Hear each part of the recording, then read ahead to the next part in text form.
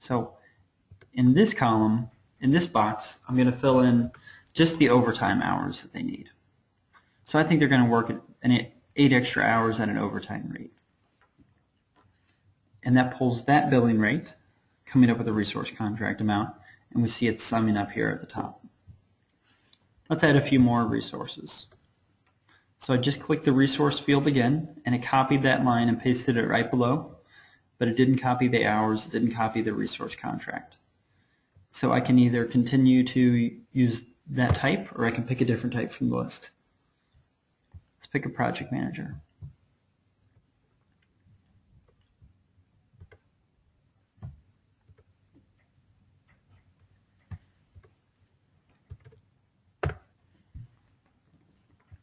Let's do one more. So one last time, I'm going to click the resource button. I'll pick from the list, sorting it by description. We're going to need some help on this one as well, so let's put in a few hours for the admin assistant. So there we go. Now if I want to reorder these, I can do that pretty simply by just using these arrow fields down in the bottom left. So I can put the project manager near the top. I can put the administrative assistant right below him or her. I can put the field professional near the bottom. Or I can do it vice versa. But now that we have all the resources onto that department, we can move down to the next department and continue on. So here under the concrete department, I want to add an expense resource. In your template, you might notice this phase only has expense resources. So we're going to follow that status quo and only use expense resources. In this case, I'm going to add some compressive strength cylinders. Now we notice we have a different list here. This isn't the employee types, instead this is activity list.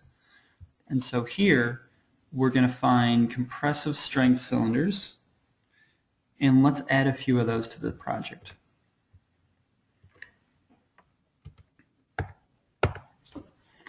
So I think we're gonna end up using about 20 cylinders at $16 per cylinder, $320. That's all for that one. Let's add an expense resource to the soils phase. This one we're going to look for the moisture density relationship curve. Let's see if we can find that. There we go. 2 of those. Let's keep going. Where's the equipment? Here we're going to look for the nuclear densometer.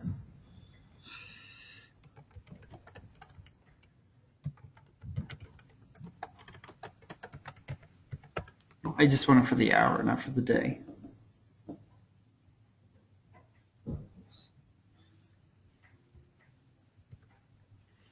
And I think I'm going to need about 3 hours. And so it's come to mind here now that since I've added this densometer for the hour, I need to go back to my field phase and add a resource for the field professional soil density testing that I'm going to end up doing.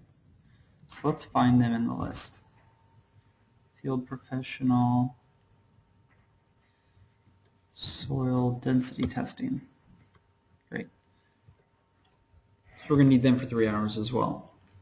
And last but not least, on the expenses phase, let's add some mileage. So we can just type it in. It didn't find it in the list, so let's go in and figure out. Looking for vehicle mileage. Perfect.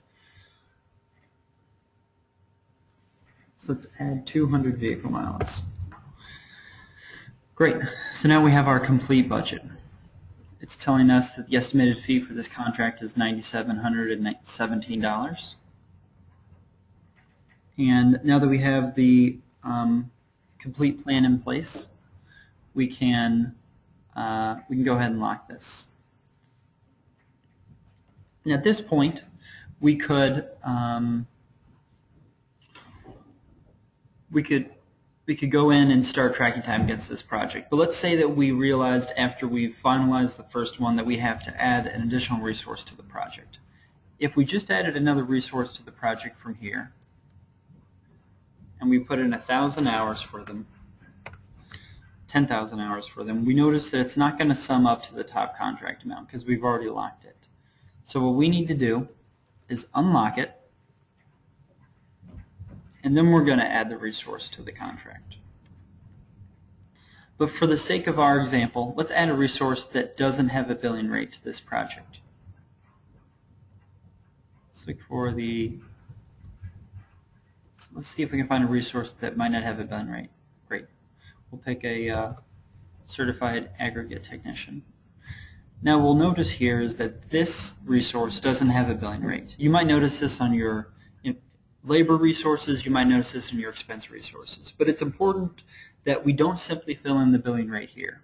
Because when we put the time to the project on our timesheets, it's not going to go to this Manage tab to look for a billing rate. It's going to go to the rate table. So we need to go to the rate table and add this certified aggregate technician to the project. So let's do that now. Go to project info, and on the billing tab, we see the rate table. So what we're going to do is take the rate table that we had and press copy, and we're going to click OK, and we're going to create a new rate table specific for this project. So we'll call this the Boise Test Project Rate Table. So we'll take the standard rate table that was on our project and we'll press copy and create a new rate table. And then before we click save, let's add that resource. So what we'll see here is that the rate table is broken up into labor, expenses, and consultants. So if I needed to add a new expense item, I would do that on the expense page. If I needed to add a new consultant item, I would add it to the consultant page. We want to add a new labor resource. So I'm going to go to the very bottom of the list, and on the first blank line, I'm going to open up the list again, and just like on the Manage tab, I'm going to find the resource type I was trying to add. In this case, the Certified Aggregate Technician. Click Select, and here in the Billing tab, Billing Rate field, I'm going to type in the billing rate that I would like to charge for them per hour, and hit Tab. It's going to bump me over, but if I scroll back, I can see that the aggregate technician has a billing rate of $80 per hour. So from here, I filled in the description field with the new name.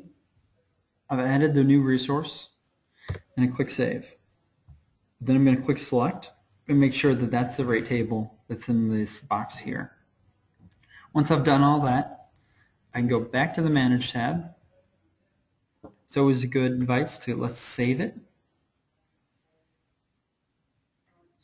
And then what I want to do is recalculate the billing rates to make sure that it pulls in the new rate here for the aggregate technician.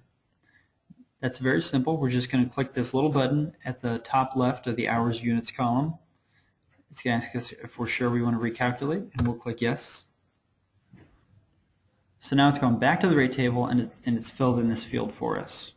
So now that it's done that, we're safe to add in some hours for this, this resource. In this case, let's add in about 10 hours. And so just to reiterate, we didn't simply fill in the billing rate here. We had to go to the rate table on the project info, billing tab. We copied the rate table here by opening this up and pressing copy. We put in a description that was specific to this project, and we added the new resource type to the bottom of the list, filled in the billing rate, saved it, came back here to the Manage tab and recalculated, and we are good to go. So now that we've done all of this and we've added the new resource type, we will go ahead and click Save, and we're done. So this will continue into the managing time and expense. So the next part of this will be time and expense entry. Thank you very much.